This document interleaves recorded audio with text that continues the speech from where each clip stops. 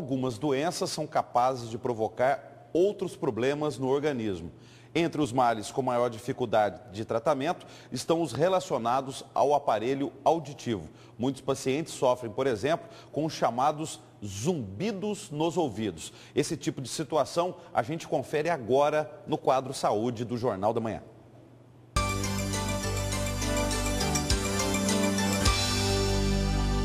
Segundo os especialistas, a chegada da terceira idade, a exposição constante a sons acima da frequência normal e também o surgimento de doenças crônicas são os três principais fatores causadores do zumbido no ouvido, que tem se tornado cada vez mais comum entre a população.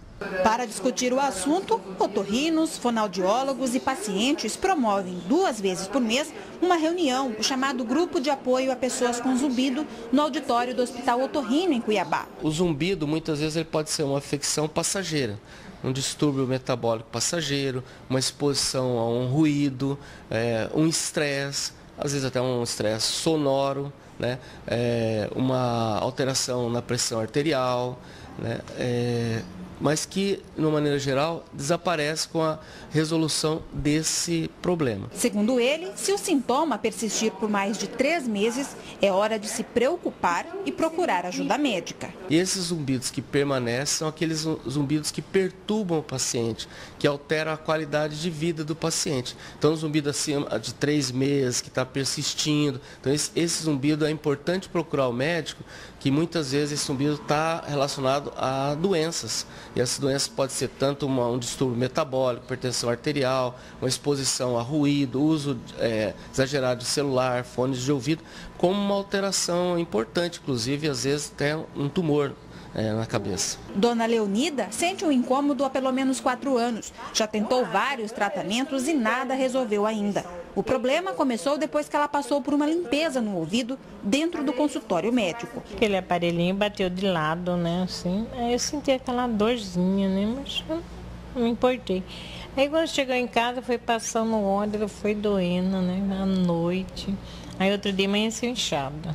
Eu voltei aqui, passou anti-inflamatório, então desinchou e acabou a dor, mas ficou zumbido sempre. Faço tratamento. Fez fisioterapia. Não resolve. Não resolve. Dona Ana Maria também sofre com um barulhinho constante em um dos ouvidos. E a causa foi inusitada. Eu estava dentro da igreja e o telefone tocou e eu saí fora para me atender. E quando eu fui atender, lá fora estava chuviscando. Então deu um choque. No momento, pegou já o zumbido. Para sentirem alívio, cada uma busca uma maneira, ou o barulho ou o silêncio.